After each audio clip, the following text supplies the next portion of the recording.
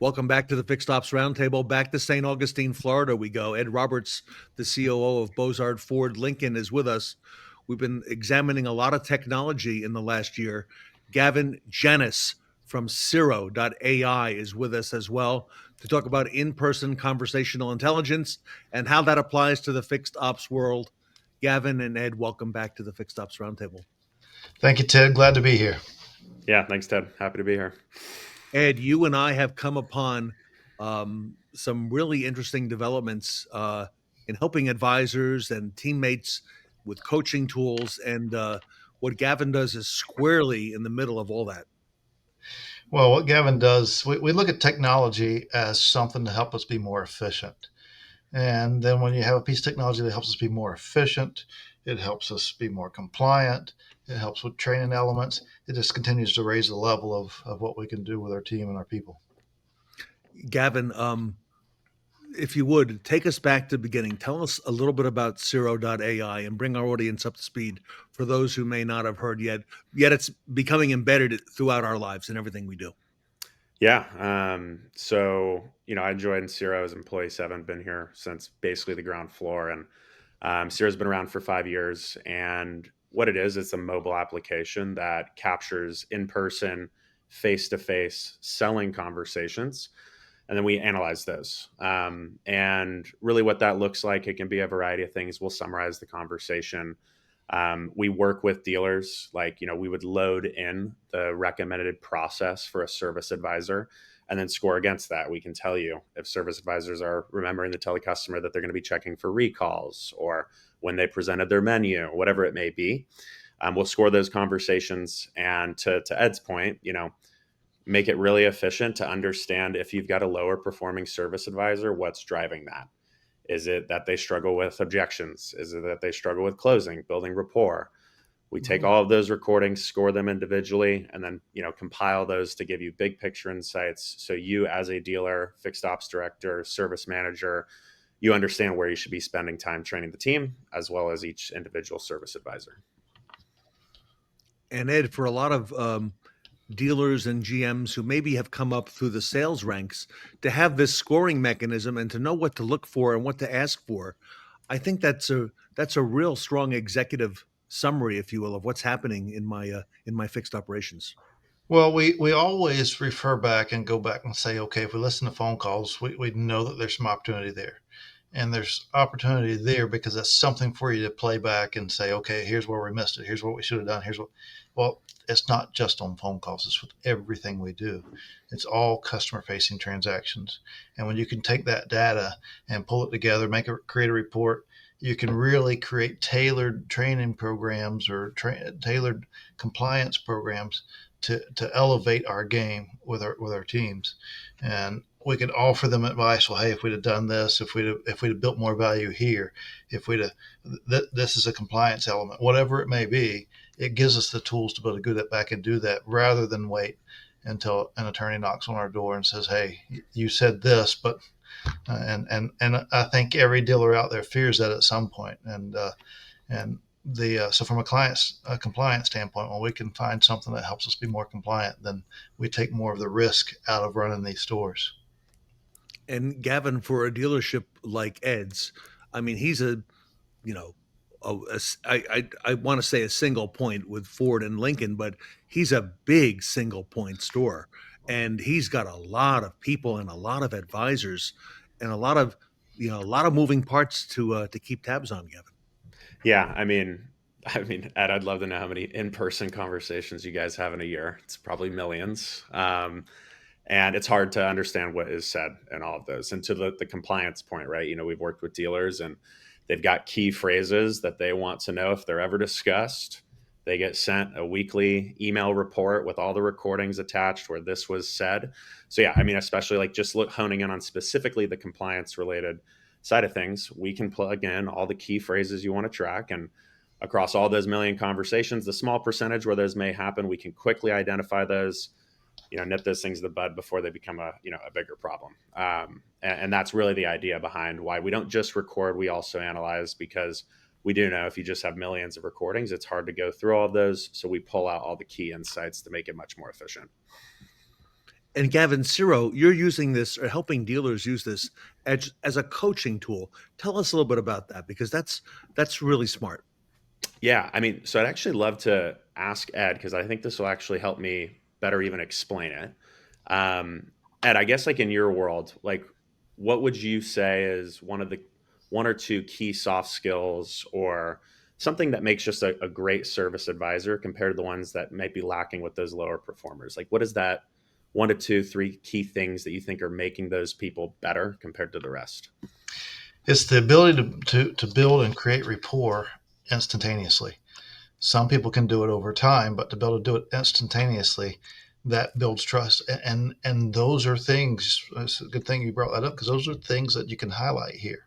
Well, this person took something from their vehicle, not necessarily took something from their vehicle, but took seen something in their vehicle or on their vehicle, and was able to make a connection.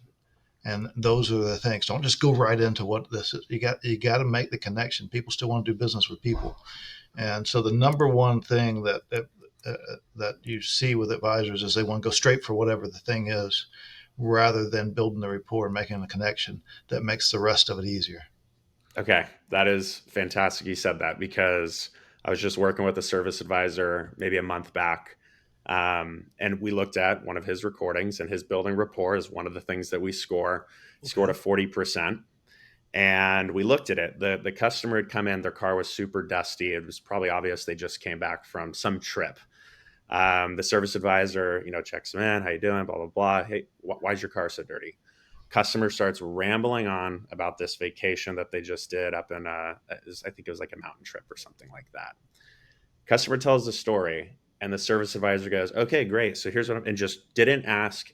And basically, the recommendation at Zero was, we would recommend have the customer, oh, was the family with you? How long were you there? Build a little bit more rapport. And that service advisor was just like blown away. He's like, "Oh my god, I totally realized if I had done that, that customer probably would have liked me more." And then when I was asking for money 5 to 10 minutes later, it probably would have gone a lot better because they would have liked me, would have built the trust. So that's exactly that. And that's why, that's something that we score because we do know if you build rapport, you get people to like you. Deals just seem to happen a little bit easier. Absolutely. Gavin, what about things on the subject of building rapport, of like using the customer's name? Did the advisor use the customer's name at some point in the conversation? Is Zero able to track things like that? Totally. That's actually one of the many things that goes into the building rapport score Okay. is do you repeatedly use the customer's name? Did you actually use a professional greeting like, hey, I'm blank with blank. How are you? Nice to meet you. Or did you just go right into it? There's so many things that we track, but to that point, using the customer's name we know is very impactful to building that relationship. And that is one of the many things that we would score in that building rapport. Ed, I'm thinking also for an advisor, Gavin mentioned the greeting process, early on, you know, documenting and confirming the primary concern, the reason why the customer is here, and not going off into other things until we cover that first. I would imagine that would also be something we'd want to document and make sure advisors are doing. And repeat it back to them. It's no different than their name. People want to hear their name. They love to hear their name, and so you repeat it back to them. And as a lot of the audience knows, I'm a stickler about a name tag here because if we're going to Yes, use you a are. customer's name, they need to be able to use ours as well. And they don't need to keep asking. There's too many things going on for them to remember your name when you're first making that connection. So you got to take those friction points out, and then leverage them. Use their name, repeat back their issues. As you said, Gavin, dive a little deeper because that guy became a little bit robotic. He's like he Hmm. created it, seen something, created a conversation, and then didn't go anywhere with it because he was going right back into work. And the work element goes so much faster when you slow it down in the beginning. Yeah, I mean, and one thing we do is we give dealers the ability. It's called Ask Zero cross recording insights, so you can ask questions across all recordings. And the service manager, we were honing in on Miguel. He was lower performing. We pulled in, hey, what is Miguel's strength? What is his weakness? His strength, he actually was crushing the greeting side of things. He was Oh, doing everything we just discussed. But then when they got into like what the customer was there for, he did zero deep diving into like using any form of discovery questions. Customer would come in, oh, the engine's making a noise.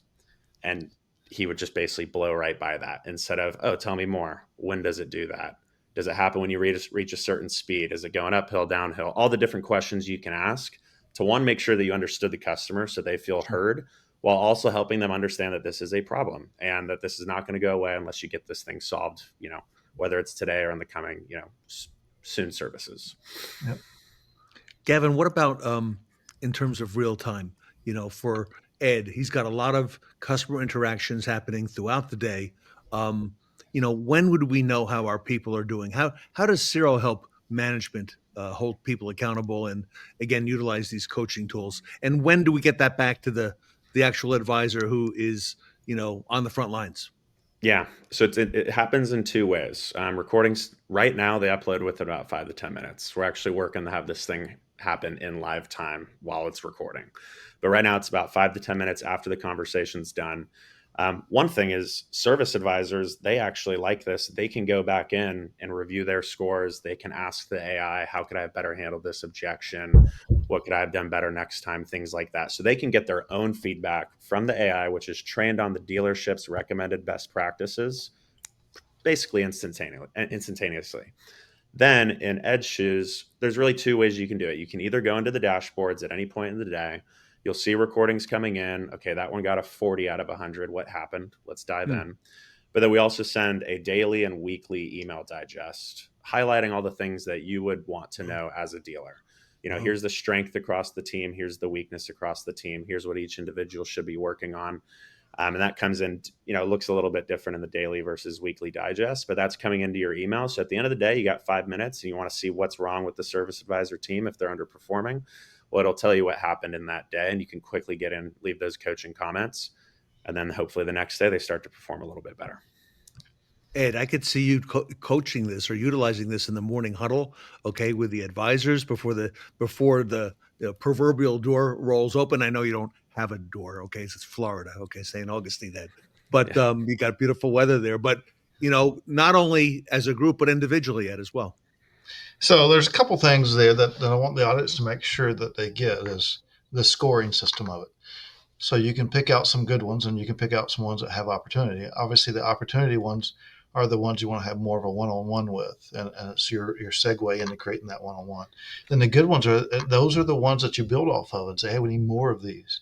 But not only is it that element of of a scoring system and a recap, but it's also a great review tool and a refreshment tool because you can go back and look and say, okay, well, I talked to this guy last week and may not remember what his dog's name is or whatever else. There's those elements that you could pick up on. Maybe you didn't make the note that you thought you did or whatever else, and you got the element to come back to. So it just AI is a big buzzword that or buzz letters that we're all talking of, Yeah. but when it actually brings so many different elements of value, then it's instrumental to make it a key part of what we do. Well, I really liked what you said there, Ed. It's, if you see a low score, that's when you use that in a one-on-one setting. But when you see someone just absolutely crushing it and you do introduce that to a team training, Yeah. it reinforces everything that you guys preach in your trainings that it works. You show that thing live. It's not only are you talking about it in a team training, it's like, guys, look at Ed here. He ran through the process perfectly. Look how well this deal went. Customers happy. The deal was closed. Everyone's happy in the conversation. And that's when you use the good ones in a team setting. And then those one-on-ones is when you pull up those coaching moments. So you're not putting anybody on blast in front of the entire team. And we have seen actually some service advisors, hey, I want you to play this one in front of the team. I really struggled here and I want to hear what the team had for feedback. But the recommendation, poor recording, one-on-one training, great one, play it in front of the team, reinforce what we, preach works here. Absolutely. Gavin, how do you, from my perspective, how do you set this up? Because Bozard Ford Lincoln is very different than Tully's dealerships at the Nilo Company, very different than Sean Kingry's Kaiser Automotive Group. How do you give the dealer, you know, and make this work for them in their particular circumstance? Totally. So we've worked with enough now where when we send our general best practices to a dealer Okay. for review, it's at the point where they're just making tweaks to the verbiage. A lot of it's there's similarities and then there's differences. So there's an intake form that we send to the managers typically within a dealership. and it takes them about 30 to 60 minutes to fill it out. After that, we load that into the system. Then we turn Siro on for 2 weeks. We start reviewing recordings, seeing the scores, seeing the feedback. And there's about 2 weeks of iteration after the fact. We realize, okay, we've cranked up the objection scoring a little too intense. The guys are actually doing pretty good, and it's grading a little too aggressively. And that typically happens over the first 2 weeks. So in short, it's a 30 to 60 intake form that the dealer has to fill out for each department they use it in.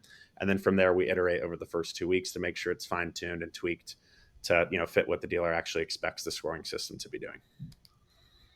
Ed, you and I use this kind of technology in our personal lives as well. Absolutely. And it's like having an assistant right there beside you, grading you on the things that you can improve on, the things that we didn't touch, all the elements. It's huge when it comes to efficiency and an element to go back for a refresher. I mean, there's just all the stuff we've talked about. Yes, I couldn't imagine living life without it now. And that's the point, Gavin. Once a dealership starts using this, they can't imagine life without it because it's really helpful. It helps them get better, and Yep. it helps them hone their skills and be on top of their game. Exactly. And that's really the thing, right? This is not a magic switch. You don't turn it on and it fixes everything in a month. But by about that 90-day threshold is when we start seeing that performance start to, move to 4, 5, 6, 8%. And then by that 6-month mark, there's a new standard that's in place, and a dealership's typically performing 8 to 10% better than they were before using Siro. So it doesn't happen overnight. This is almost like a gym membership in a way, is kind of how we describe it. You got to go to the gym to get strong. Same with Siro. You got to go into Siro to get better. Yeah, it's one of those things you don't know what you don't know until you turn that flashlight on, and this turns that flashlight on. Some of the best dealers in the country and best dealer groups use Siro.ai. Gavin Janis with us here today with Ed Roberts at Bozard Ford Lincoln. This is all about in-person conversational intelligence and the technology that's helping dealerships throughout the country. Gavin, dealers are making their plans now for 2026. I would imagine this is one of the things that we're going to be hearing a lot about. How do dealers reach out to you if they have questions? How do they take the next step? Also, early in the year, are you going to be at NADA? Tell us more. Yeah, we'll be at NADA. Got a big booth. We're going to be doing all kinds of fun stuff there, of course. And we'd love to see you at our booth there. Maybe we can, if you want to learn more about it ahead of NADA, I'd recommend you can simply just search our website, Siro.ai, hit book a demo. It's a 2-minute process, and you'll find time with me there. Or, Ted will, have my cell phone number and email attached to this as well. Feel free to text me, email me, whatever's easiest there. But simply put, go to our website, hit book a demo, take it 2 minutes. We'll find some time from there. I see Gavin at Siro.ai and at 916. That's your cell phone? You got it. All right. There we go. Ed, I'll give you the last word. Hey, there's opportunity for all of us to get better with everything we do. And when we think that we've nailed something, all you have to do is go pay attention to it. And then when you have tools to pay attention for you, review those tools and utilize them. And that's what this does for us. It gives us the opportunity to make so many things so much better, efficient, compliant, training tools. There's so many elements that comes from it, but you can't do it until you get started. Gentlemen, thank you for all you do for the industry. And Gavin, appreciate what you're doing. I want to hear more. I'm sure we're going to learn more as the year progresses early in 2026. And on behalf of the Roundtable, happy Thanksgiving next week to both of you and your families as well. Thank you, Ted. Thank you, Ted. Everybody, Gavin Janis from Siro and Ed Roberts from Bozard Ford Lincoln here with us today at the Fixed Ops Roundtable.